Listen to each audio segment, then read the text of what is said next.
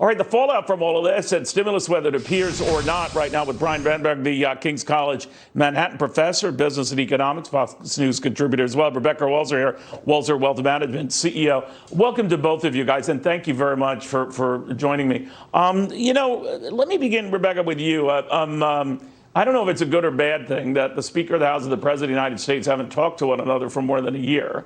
But it seems like that would be even more problematic if the president wins and it's 4 more years and she's got to obviously break the ice here. What do you make of all that? Yeah, it was interesting watching her exchange with Wolf Blitzer on CNN. You know, Neil, she was quite combative and not very happy, and she said herself, though, this was normal, that the secretary is usually up there, the Treasury Secretary is who she normally is talking with, and it's not good. I mean, obviously we need real communication, but in the political divide that we have in an election year for the presidency, I don't think you're going to see the Democratic Speaker of the House being any more friendly than she's been. So maybe past the election, they'll be able to say, okay, you're stuck with me, and let's get some more communication going. And I hope that's what I'm hoping. Yeah, well, we haven't seen anything like this in the better part of a century, to Chad Pergram's point Right. here, but we'll see. You know, Brian, one of the things I'm curious about is the stimulus itself. How badly do the markets need it? The president has indicated that he'd like to see a big package, again, one that would be substantially larger than Republicans in the Senate are talking about. So how important is that just to the markets right now?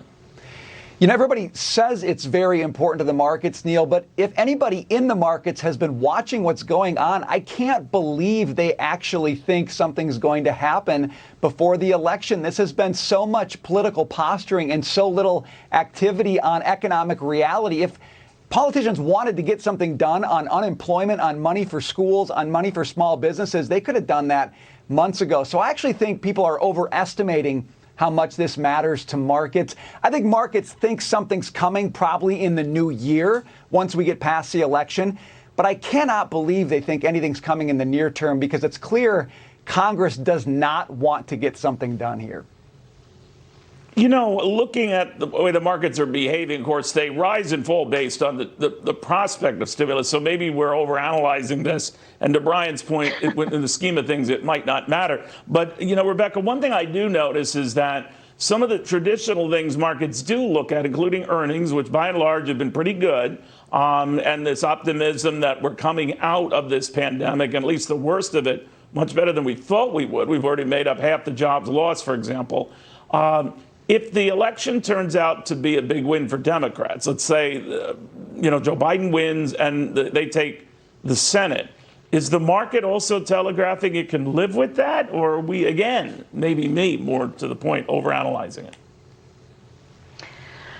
I don't think the market is pricing in. I know that Wall Street is behind Biden if you look at donations, but I just don't think investors are pricing in a Biden win at this time. I don't see the tax policy is extremely alarming. I'm very much worried about Biden implementing a tax policy during the middle of a recovery that will put that recovery at jeopardy at best, and at worst potentially put us into an economic spiral downwards. I mean, if you read his tax policy that was updated, even the Urban Institute revised their analysis of it last week because of all the promises he's been making on the campaign trail to not cut taxes, even though he said we'd repeal the whole thing. So I'm not seeing the market thinking that Biden's going to get elected right now. I think they're just focused on the short-term stimulus. But, I'm extremely concerned that this market is not going to be helped with a Biden tax policy and a Biden spend policy. I disagree with, Moody saying that it's conducive to the market coming out of I just don't know where they're getting their analysis on that. I disagree completely.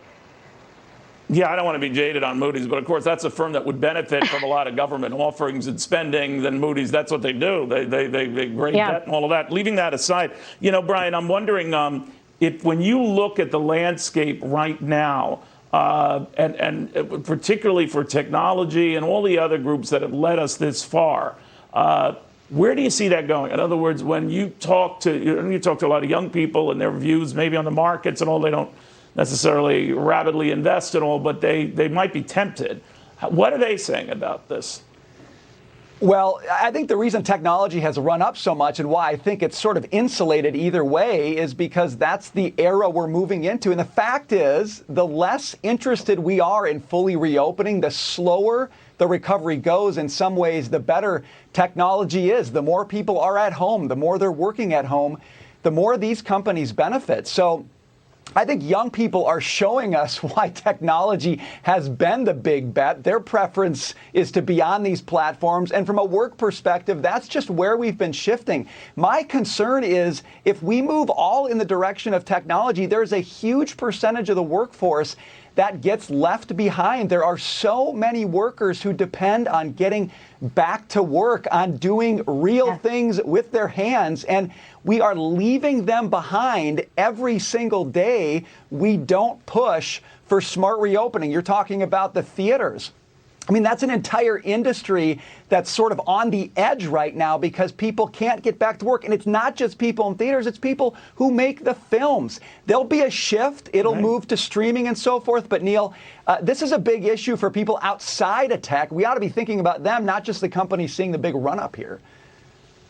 It's a very good point. Final word on the subject. Brian, I want to thank you. Rebecca, thank you.